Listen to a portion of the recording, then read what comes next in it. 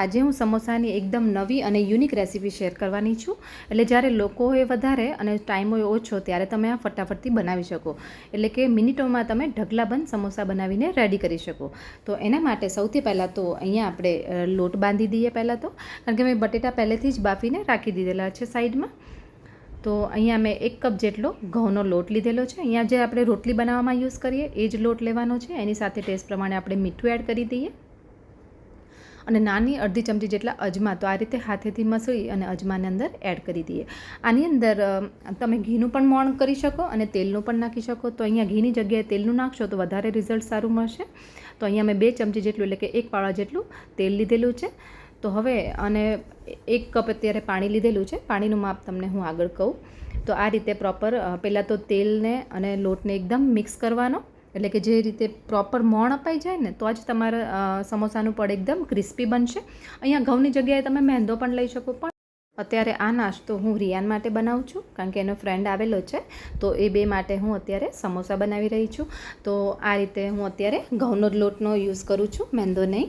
તો આ રીતે મુઠ્ઠીભર મોણ હોવું જોઈએ. મુઠ્ઠી પડતું મોણ હશે તો જ પડ એકદમ ક્રિસ્પી ને મસ્ત બનશે. તો થોડું થોડું પાણી નાખતા જઈએ અને લોટને ભેગો કરતા જઈએ, કારણ કે ઓછા ટાઈમમાં અને ઢગલાબંધ સમોસા બનાવવા હોય તમે ત્યારે આ રીત યુઝ કરી શકો. અને એ જ સમોસાનો ટેસ્ટ તમને આમાં પણ જોવા મળશે, ઓરિજિનલ સમોસાનો. તો આ રીતે થોડું થોડું પાણી લઈ એકદમ સરસ મજાનો લોટને ભેગો કરી દીધો. અને બનતા બિલકુલ પણ વાર નહીં લાગે. આ રીતે ભીનો હાથ કરી આ રીતે સરસ મજાના લોટને આ રીતે સારો કૂણવી દેવાનો રહેશે. તો અહીંયા એકદમ ઢીલો પણ નહીં અને કઠણ પણ નહીં એવો લોટ કર્યો છે. તો એના માટે મારે અહીંયા 1/4 કપ જેટલા પાણીની જરૂર પડી છે. થોડું પ્લસ માઇનસ હશે તો ચાલશે. અને આને ઢાંકીને સાઈડમાં રાખી હવે આપણે એનો મસાલો બનાવી લઈએ. તો એના માટે મેં અહીંયા 3 બટેટા લીધેલા છે. હવે 3 નંગ બટેટાને મેં પહેલાં એટલે બાફ્યા, કારણ કે જો તમે ગરમમાં આ રીતે એનો મતલબ મસાલો બનાવશો ને તો એકદમ આમ ચીકણો બનશે મસાલો. તો આ મસાલો ચીકણો ના રહે અને આપણું પડ ફાટતું જશે ભરાવા ટાઈમે. એટલે એના કરતાં આ રીતે થોડા પહેલી વાર એટલે કે અડધો કલાક પહેલાં તમે બાફીને રાખશો ને તો બટેટા એકદમ સરસ બફાઈ જશે. પછી આ રીતે એને ચાલુ તારી મેશ કરી દઈએ. હવે નાની અડધી ચમચી જેટલું અહીંયા મરચું લીધું છે. તીખાશ તમારા ટેસ્ટ પ્રમાણે, કારણ કે આ બાળકો માટે છે એટલે થોડા મોળા છે. બાકી તમે તમારા ટેસ્ટ પ્રમાણે મસાલો ઓછો વધુ કરી શકો. સાથે અડધી ચમચી જેટલું ધાણા જીરું, અડધી ચમચી જેટલી હળદર, હવે આમચૂર પાવડર પણ અહીંયા અડધી ચમચી લીધો છે. અને અડધી ચમચી જેટલો ગરમ મસાલો અને અડધી ચમચી જેટલો સંચળ પાવડર પણ લીધેલો છે. તો સંચળ પાવડરના લીધે થોડું ઓછું મીઠું નાખીશ, એટલે તમારે ચાખીને એડ કરી દેવું. તો સંચળ પાવડર આના અંદર બહુ સરસ લાગતો હોય છે, તો એકવાર એડ કરીને જોજો. અને થોડી કોથમીર નાખી દીધી છે. કોથમીરને એકદમ સરસ મજાની ધોઈ અને આ રીતે એકદમ ઝીણી ઝીણી અંદર એડ કરી દઉં છું, એટલે અંદર સરસ ભળી જાય. આ કાતરની મદદથી એકદમ સરસ કોથમીર સુધારાય છે, એટલે મને બહુ ગમે છે. ચપ્પુ વાગવાની પણ ટેન્શન નહીં અને ફટાફટથી કોથમીર સરસ મજાની સુધારાઈ જાય. હવે બધા મસાલાને પ્રોપર મિક્સ કરી દઈએ. અહીંયા હજી પણ તમને કહું કે મસાલો થોડો તમારે વધારે કરવો હોય, આદુ મરચાં નાખવા હોય તો એકદમ એને એક રસ થઈ જાય ને એ રીતે મિક્સર જારમાં પીસી લેજો, પછી એડ કરજો. કારણ કે બાળકોના છે એટલે મેં આમાં ઓછો મસાલો કર્યો છે, એટલે તમારા પર છે, તમારે મસાલો ઓછો વધો કરી શકો. હવે આના અંદર પણ આપણે જે લેયર બનશે ને અંદર એને પણ આપણે ક્રિસ્પી બનાવશું. એના માટે મેં 1 ચમચી આમાં ચોખાનો લોટ એડ કર્યો છે. ઓપ્શનલ છે, ના નાખો તો પણ ચાલે, પણ મેં અંદર એડ કર્યો છે. એટલે એકદમ સરસ મસાલો મિક્સ થઈ ગયો છે. હવે આપણે તેલને ગરમ થવા મૂકી દઈએ. તેલ ગરમ થાય ધીરા ગેસે ત્યાં સુધી આપણે આટલા સમોસા બનીને રેડી થઈ જશે. એટલે ઘણીવાર સમોસા બનાવવા બધાને ઝંઝટ લાગતું હોય, પણ આ રીતના તમે કરશો તો ઇઝી, એટલે કે ઓછી મહેનતમાં સરસ મજાના સમોસાનું ટેસ્ટ આપણે કરી શકશું. હવે જો લોટ એકદમ સરસ કૂણ આવી ગઈ છે, આ રીતે તમને વ્હાઈટ જે ડોટ્સ દેખાડા ને એનો મતલબ કે તમારો લોટ એકદમ પરફેક્ટ કૂણવાળો છે. એટલે આના સમોસા બહુ જ સરસ થશે. અને થોડું હાથ તેલવાળો કરી યાર એને મતલબ એને સરસ મજાનો કૂણવી દેવાનો રહેશે. જો તો આપણે 2 લુવા કરી દઈએ, કારણ કે આપણે મોટી સાઇઝનું એટલે કે પાટલીની સાઇઝનું વણવાનું છે. તમને એવું થતું હશે કે આ કઈ રીતે સમોસા બનાવશે, પણ એકદમ ઇઝી મેથડ છે. જો તમે જોઈને જ તમને આમ આવડી જશે એકવારમાં જ તે, અને તમે એકવાર જોઈને કરશો તો તમારા સમોસા પણ એકદમ પરફેક્ટ બનશે અને બહુ મજા આવશે ખાવાની. તો જ્યારે ઓછી ભૂખ હોય અને ગેસ્ટ આવ્યા હોય ઘરમાં, બધાને કંઈક નાસ્તો નવો કરાવો હોય તો તમે આ બનાવી શકો છો. અને કોઈ બી ટાઈમે તમે બનાવીને ખાઈ શકો છો, કારણ કે આમાં બહુ મસાલાની જરૂર પણ નથી. તો આ રીતનું જો પાટલીની સાઇઝને મેં વણી દીધેલું છે, એટલે એકદમ જાડું પણ નહીં પતલી પણ નહીં એવું લેયર કર્યું છે. થોડું પતલું હશે તો ચાલશે, પણ જાડું ના રાખતા. અને વચ્ચે આ રીતે વાટકાને ઊંધો પાડી દેવાનો. પછી આપણો જે મસાલો છે 2 થી 3 ચમચી જેટલો આમ બધે ફેલાવી દેવાનો રહેશે. તો અહીંયા હું ચપ્પુની મદદથી ફેલાવું છું, તમે હાથેથી અથવા તો ચમચીથી પણ ફેલાવી શકો છો. તો એકદમ ધીરે ધીરે બધી સાઈડ હું ફેલાવી દઈશ.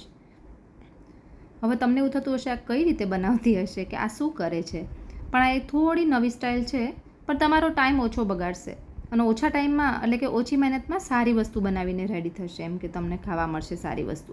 તો એટલા માટે બધી જગ્યાએ આપણે આ મસાલાને એકદમ જાડો નથી રાખવાનો, થોડું લેયર ખાલી બનાવવાનું છે પતલું.